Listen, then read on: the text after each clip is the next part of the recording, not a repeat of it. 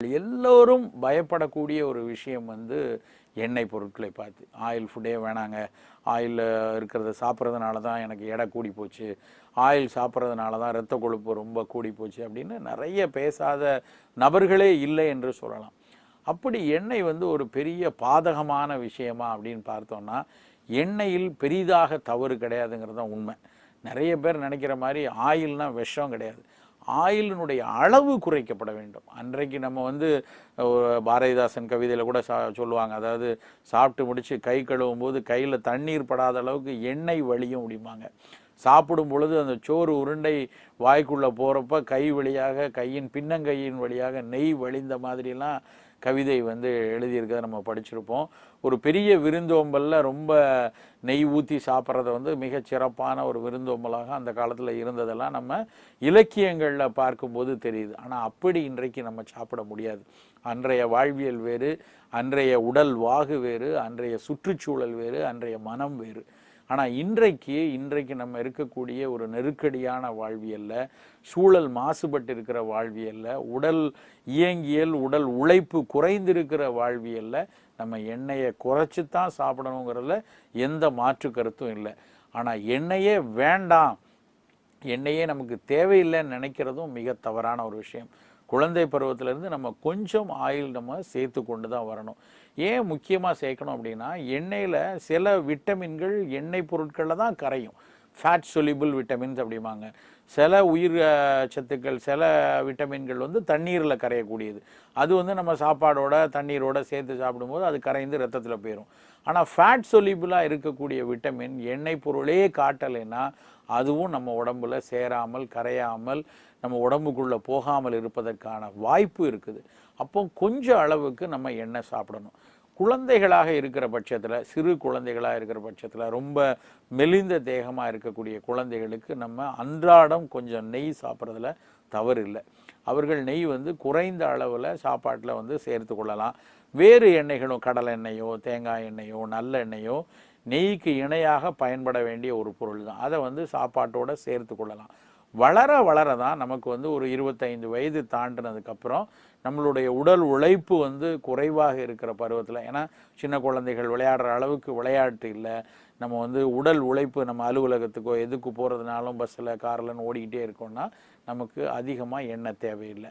அதனால் எண்ணெய் எந்த நபருக்கு, எந்த வேலை செய்பவருக்கு, எந்த வயோதிகருக்குங்கிற பொறுத்த அளவில் அதனுடைய அளவு மாறுபடும். அதை விடுத்துட்டு மொத்தமாக எண்ணெயை விடுறதுங்கிறது ரொம்ப தவறான ஒரு விஷயம்.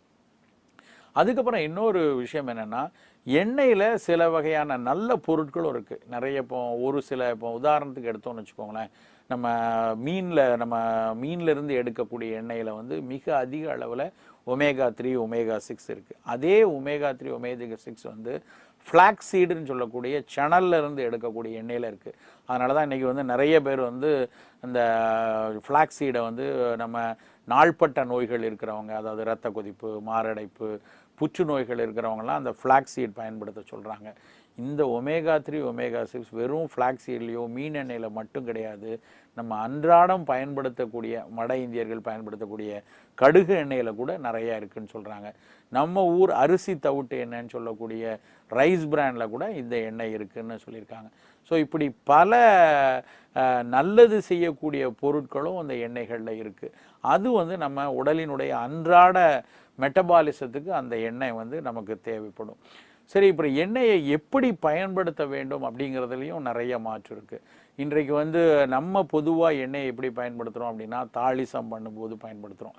ஒரு சமையலை வந்து முடிச்சுட்டு நிறைய காய்கறிகளையோ கீரைகளை வேக வைத்துட்டு அதை கடைசியாக அந்த வெந்த பொருளை வந்து பரிமாறுவதற்கு முன்னாடி வந்து தாளிச பொருட்களோடு சேர்த்து எண்ணெயில் தாளித்து அதுக்கப்புறம் அதை வந்து சேர்த்து கொள்ளணும்.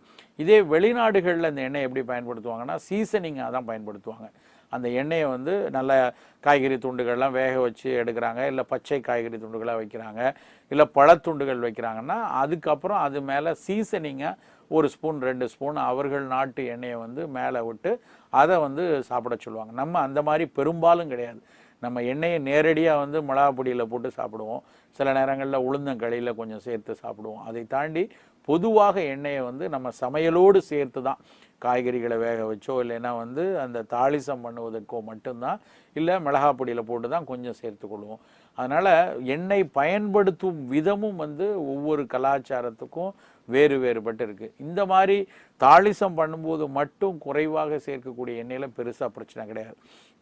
இப்போ வெண்டைக்காய் பொரியல் செய்கிறோம், வெண்டைக்காயை எண்ணெயிலேயே போட்டு வதக்குனா அது தவறு. ரொம்ப எண்ணெயை அது நிறைய குடித்து அப்புறம் இல்லை உருளைக்கிழங்கு பொரிக்கிறாங்கன்னா எண்ணெயிலேயே போட்டு வதக்குறது தவறு. அதை நல்லா ஸ்டீம் குக்காக ஆவியில் வெந்த மாதிரி வேக வைத்து விட்டு கடைசியாக ஒரு 1/2 ஸ்பூன் 1 ஸ்பூன் எண்ணெய் சேர்க்கறதுல பெரிதான அளவில் எண்ணெய் சேர்ந்துடாது. ஸோ அந்த மாதிரி நம்ம குறைந்த அளவில் எண்ணெய் சேர்க்கறதுல பெரிய தவறு இருக்காது.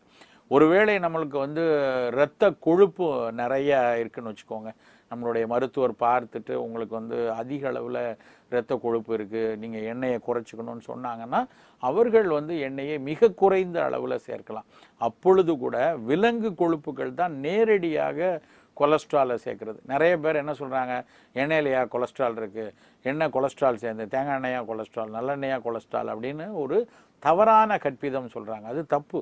அதாவது நேரடியாக தாவர எண்ணெய்கள் கொலஸ்ட்ரால் கொடுக்காது, விலங்கு எண்ணெய்கள் தான். நெய் எடுத்துக்கிட்டாலும் சரி, புலால் உணவினுடைய கொழுப்பும் சரி, அது நேரடியாக கொலஸ்ட்ராலை நமக்கு கொடுக்கும். தாவர எண்ணெய்களான இப்போ நிலக்கடையிலேருந்து எடுக்கிறது இல்லை தேங்காயிலேருந்து எடுக்கிறது, இதில் கொழுப்பு அமிலங்கள் இருக்கும், அது நேரடியாக கொலஸ்ட்ராலை வந்து கொடுக்கக்கூடியவை கிடையாது. அவை அந்த கொழுப்பு அமிலங்கள் சரியாக எரிக்கப்படாமல் சரியாக ஜீரணிக்கப்படாமல் போகும் பொழுது கொலஸ்ட்ராலுக்கும் அந்த இரத்த கொழுப்பை படிவதற்கும் கூடுதலாக இருக்கும். அதனால் நம்ம வந்து எல்லா எண்ணெய்களும் கேடு அப்படின்னு நினைக்க வேண்டியதில்லை. நம்ம இரத்த கொழுப்பு கூடுதலாக இருக்குன்னு மருத்துவர் சொன்னாங்கன்னா புலால் உணவுகளையும் இந்த விலங்கின கொழுப்புகளையும் தவிர்க்கணுமே ஒழிய மற்ற எண்ணெய்களை குறைந்த அளவில் கொஞ்சம் போல் சேர்த்துக்கிறதுல தவறே கிடையாது. இப்படி எண்ணெய்க்கு பின்னாடி மிகப்பெரிய விஷயங்கள் நிறைய இருக்குது.